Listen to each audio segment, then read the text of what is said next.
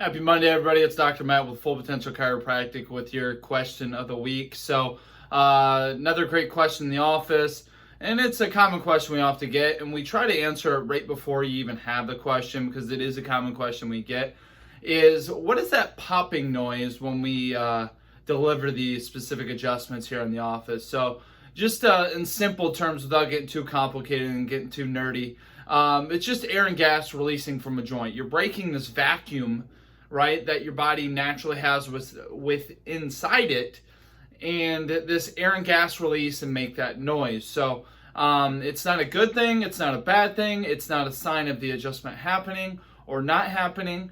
It's just a part of the adjustment.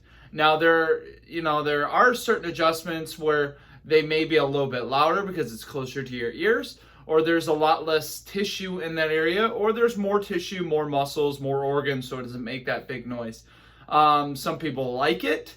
They feel like just a sense of relief, and then some people don't like it. So we do have specific techniques that we can use to make sure that we're not getting that noise, but still a highly effective adjustment. So hopefully this answers you guys' questions. Let me know if you have any more. I'm happy to answer them. Have a great Monday, everybody.